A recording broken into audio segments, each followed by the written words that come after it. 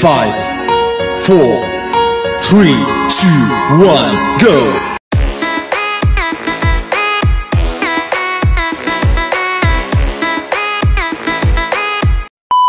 Hello guys! Good morning! This is WenPT and welcome back muli sa ating channel. Ayan. So, magluluto tayo ng tanghalian para sa araw na to. Ayan. Ang lulutuin natin, simple lang naman. Gulay lang. Gulay na pag prepare mo pa lang, yun yung medyo matagal, matrabaho, kasi masyado ang maraming gagawin sa kanya. Kapag niluto mo na, medyo madali na lang din naman. So, yan. Ipapakita ko sa inyo kung ano yung gulay na to. Ito. Ito siya. Ayan. Ay, tumulo. So, puso. Puso ko. Joke lang. Ito ang ating lulutuin ngayon. So, dalawa siya kasi malamang yung isa kulang sa amin. So, dalawang puso ko. Puso ng saging, guys. Ipapakita ko sa inyo kung paano ko siya linisan at kung paano ko siya hiwain, paano ko siya i-prepare hanggang sa ating maluto na siya. So, sabi ko nga, matagal siyang linisan, matagal siyang i-prepare. Kaya, umpisahan na natin. Diyan lang kayo! So, yan guys, linisan muna natin. Pakita ko lang sa inyo yung initial na gagawin ko. Tapos, pero ito, ano na siya. I-check ko mamaya kung pwede pa to. Kasi mukhang matigas na. Kuhain lang natin yung medyo malambot pa na part ng takip niya. Ayan. So, ang gagawin natin dito sa mga nasa outer part,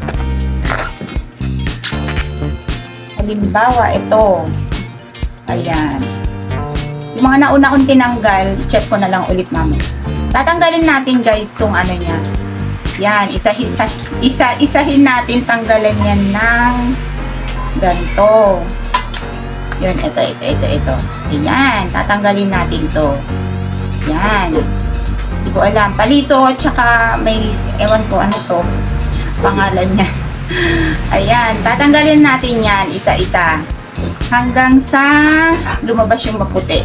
So, tatanggalan ko lang lahat to and then pakita ko sa inyo mamaya yung sunod kong step na gagawin. Okay? Yan lang kayo.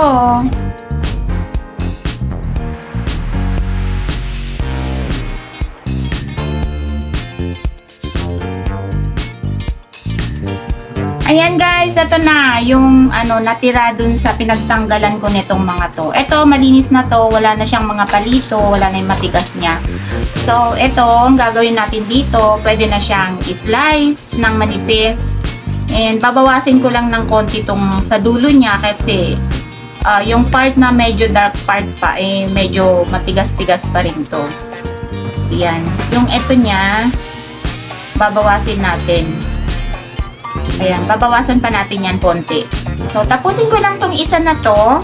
Etong isa na to, tatapusin ko lang siya yung paglilinis. And then, pakita ko sa inyo yung susunod na gagawin ko. So, ayan guys, tapos na natin lahat tanggalan ng ganto. Ito, malinis na siya. Pero i-slice ko pa to mamaya. Hatiin ko lang siya sa gitna. Kasi sobrang haba pa niya. Ayan o. Sobrang haba niya din. So, hihiwain ko pa rin to. And then, ito na yung dalawang puso natin. Diba, ang liit na? Ngayon, ang gagawin natin dito, ito pwede na siya lahat ilagay. Hihiwain lang nga natin siya. So, start na tayong maghiwa. Paano ba ito? Ayan, para hindi siya tutunan. So, hiwain na natin guys. Kasi, tanghali na. Ito hindi ko na binawasan kasi tinanggalan ko na lang siya ng ayan o, yung tinanggal ko. So, ito, pwede na siya. Ganyan lang naman. Manipis lang siya. Bagong hasa yung aking yung aking kutsilyo. Baka yung kamay ko yung magaanan. So, ganito lang siya guys.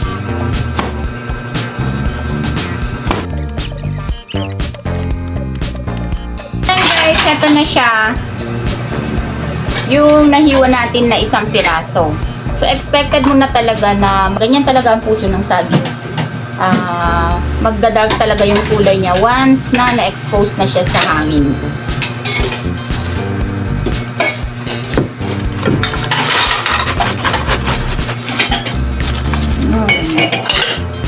So guys, eto na yung ating second na piraso na slice ko na rin.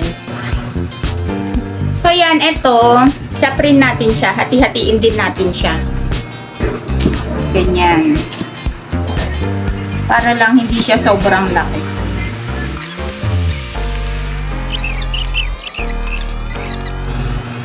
So yan. Eto na siya. Yan. So yan. Lipat lang natin siya dito. Mas malaki. Nalalagyan. Tatanggalan natin to guys ng mga parang ano. Alam nyo yun? Yung mga spider web. Yung mga sapot-sapot. Tanggalan siya natin ng sapot-sapot. Kasi ang pangit ng texture nito kapag naluto na, kung hindi siya matatanggalan ng mga spider web. Joke lang. Spider web talaga. Yung mga sapot-sapot niya. Sige, pakita ko sa inyo kung ano yung matatanggal ko. Ayan o.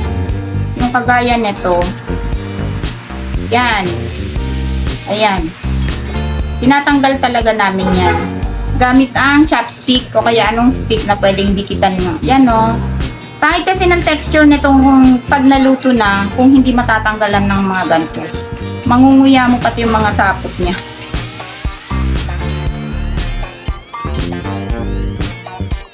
So yan guys, eto na. Hindi na siya dikit-dikit o. Yung mga natanggal ko, yan, naka-roll na yan. Mga spider web. Spider web tawagin kasi sapot eh. Lagyan natin ng asin. Tapos atin na lalamasin. Para lang matanggal yung ano, mabawasan yung kanyang pakla. Mapaklang puso. Mapaklang puso ko. So yan, ayan, pwede na siyang pigaan. Lumabas na yung ano niya, konting na nyo, oh. Ayan, oh. May katas. Pipigaan na to. Ayan, oh, nakita nyo ba? Pipigaan na to and then, ano, pakukuluan. Pakukuluan natin para lumambot siya. At para ginisa mamaya, eh, hindi na siya matagal pakuluin. Tanggalan lang natin ng sabaw. Kanina walang sabaw to. Dry na dry itong puso na to. O, pinigas sa ano, nilamas sa asin. Kaya lumabas yung katas niya.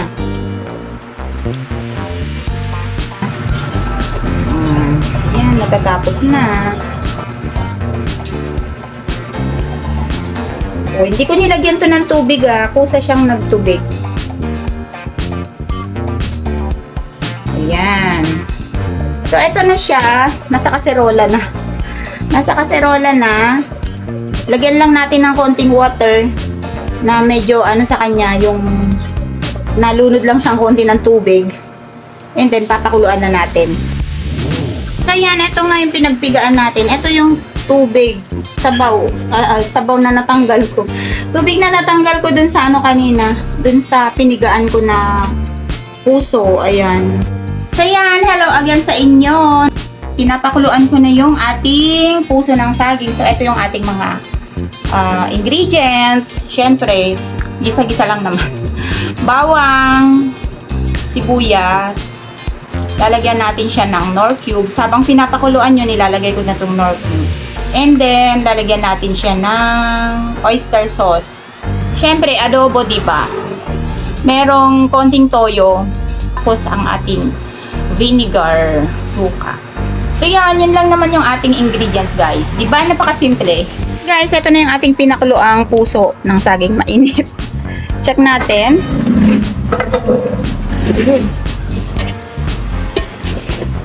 Luto na to, guys. Malambot naman na siya. Ayan. Pwede na tayong maggisa. Lagay ko na pala dito yung ano, yung Knorr cubes pork. So, yan. Gisa na natin. Painit na tayong mantika. Ating bawang.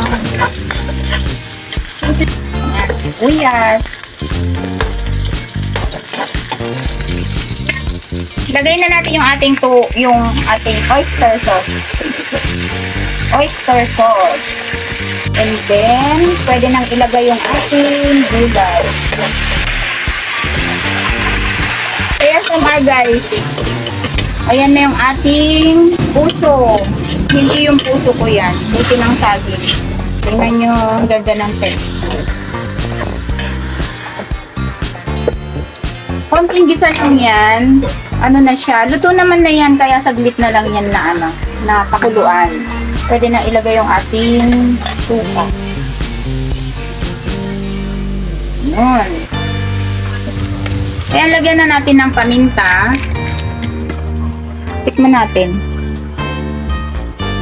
Okay na siya guys. Ready to serve na. Pwede nang hanguin.